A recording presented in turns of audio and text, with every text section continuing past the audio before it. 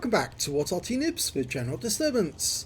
This is the T-10, the Tier 9 Soviet heavy tank.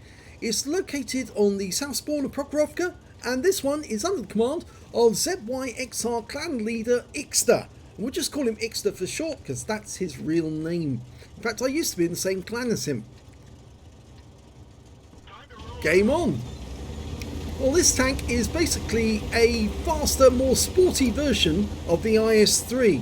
It's still got the kind of skillet turret that you might expect, but you can notice them from that kind of barrier, that wedge shape that goes right across the front of the hull, and of course the fact that it doesn't have the pike nose. It's kind of a flat nose across the front, but it has a kind of shield as well over the thing. It is basically a pike, and that's just a shield. It doesn't look like a pike, but it is a pike. But anyway, it's got heavier armour at the front and lighter armour at the rear to make it go faster. It's basically what you would call a heavium. It's a cross between a heavy and a medium.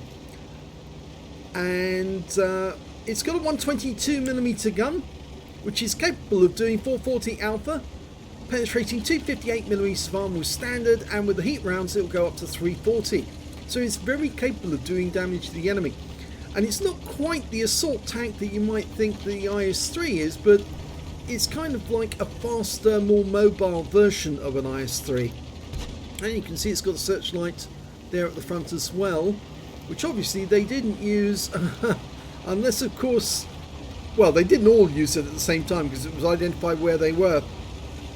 It looks like Ixter knows where the right bushes are because he's headed straight for them. It's these bushes over on the left that you need to go to, not the ones on the right. Oh no, he's going to the ones on the right. You shouldn't do that because these are the partial bushes, which makes it easier for the enemy to see you. When he gets the first shot into the IS-2 shielded, and he's not stopping, he's moving because he's got teammates backing him up. He's going straight for that IS-2 shielded, and he's out the game just like that.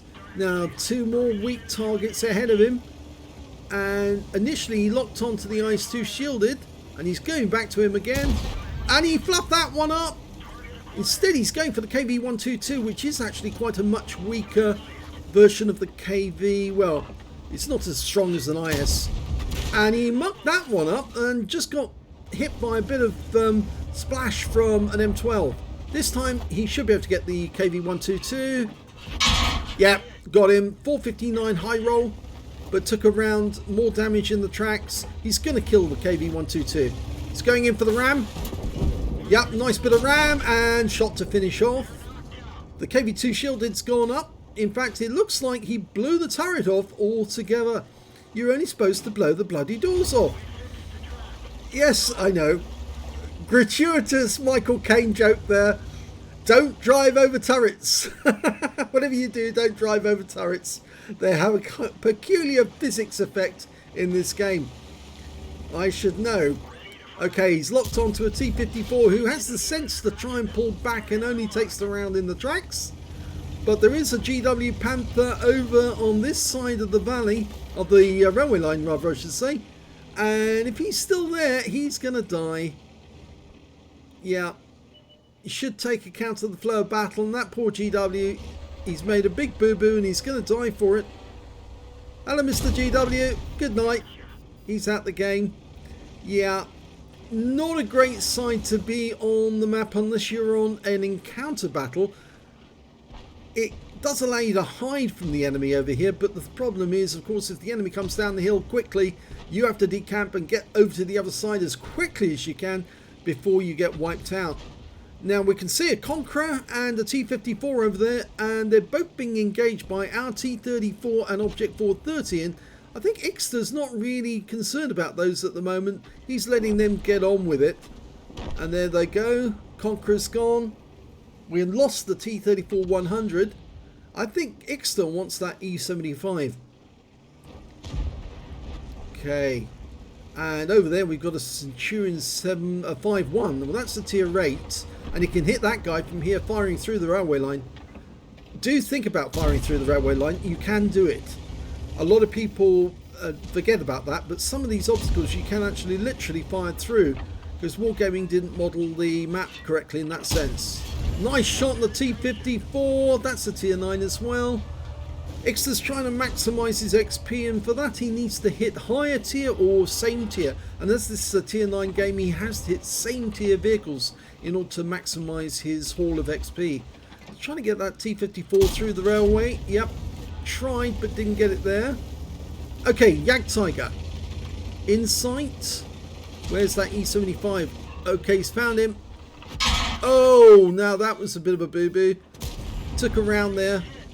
That's the, I think it's the 128mm gun, isn't it? Because he actually took a high roll for 521. But at least he got something back. And now he's going to go in and try and get behind this E75. Blocked a shot from the T-34, but he fluffed that shot up and he got tracked. And he took a round in the tracks again. And I think this time round he's going to get behind this E75 and yes, got him. Yep, only 5 left now. Now he's getting very close to these bushes. He can poke up to have a look, but is he going to try and charge into the face of the enemy? That would be a bit like the charge of the Light Brigade. Yes, okay, he's taken a round in the tracks and blocked another shot. I think the threat was really from only from the Odis, and oh, he did take a round there from the 5-1. Fires one back though. And now he's got soft targets over here. The T-34-100, no armor really. Centurion goes down. The M12's nearby. You can get this one on. Yeah, nice. He's going in for the ram kill. And he gets it. And that's it. Game. Well played. He came out that battle with about half his hit points. Let's have a look at the end of battle stats. Well, that was a very fluid battle. He's got an ace tanker from it, Ixter. ZYXR clan leader Ixter. Managed to get an ace tanker in the T-10. He also got a hand of God for surviving, having received damage from 4 different enemies. A spotter badge for spotting at least 1,000 hit points of damage. A bruiser medal for getting at least 5 critical hits. He managed to get 8. A duelist for taking down 2 tanks that damaged him. A fire for effect for doing more damage than hit points to his own vehicle. A fighter badge for getting at least 4 kills. He got 5. And a shell proof for blocking more damage than hit points to his own vehicle. He actually got a battle hero medal in this one. He got the high caliber for dealing the most damage in the game. And some people say, well, why do you read out all these medals? Well, why not? I mean, crumbs, you actually achieved these things, and some of them I think are more significant than others. I mean, obviously, for me, from my perspective, a spotter is a significant medal because you do allow your teammates to do 1,000 hit points of damage. That's no small amount, really. That's a large amount of damage. And of course, you think about the Hand of God, you think, well, yes, he took on a lot of enemies and managed to come out alive. But I think the primary medals, really, that spotter because it helps others, and of course the high caliber because you deal the most damage. So yes, I do mention some of these medals because I think that they should receive more recognition. Anyway, getting back to Ixter's game, we look at the team scores. We can see that he did get the highest damage in the game, 4,587 hit points, much more than anyone else. The next high scorer was the Centurion Mark 5-1, the RAC, the Australian Centurion, that actually saw service in Vietnam. 1,925 hit points of damage to him, and then 1,648 went to the GW Panther on his team. The highest scorer on the enemy team was their Conqueror, 1488. When it came to kills, Ixter was the top scorer again. He got 1/3 of the enemy team, 5 kills, just one short of getting a Top Gun. 3 kills went to the IS-2, and the rest of the team only got 1 kill. Nobody on the enemy team managed to get more than 1 kill, and surprisingly only 5 of them actually managed to score a kill at all. So pretty poor game from the enemy team, but I have seen worse. When it came to base XP, yes, he's got the top in all 3 columns. 1,290 to Ixter, 1,027 goes to the GW Panther, 808 goes to the 50 TP. Ixter fired 17 rounds, got 12 direct hits, 11 penetrations.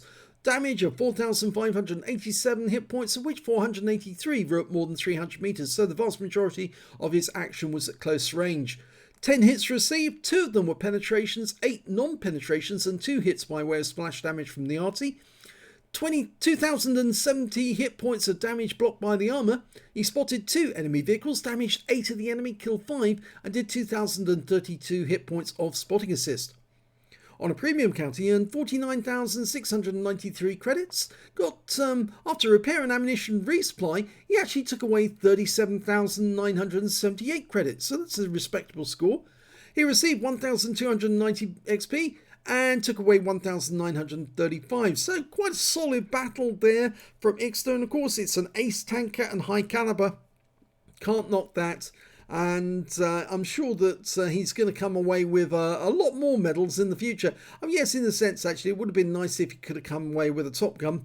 But then he was kind of cheated out of getting more medals by the very fact that his teammates were keeping up with him. He was the one leading at the point of the spear, and his teammates kept up with him, and they then pounced on the enemy that he'd already damaged to kill them for themselves. And so Ixter got the high caliber, but he did most of the work.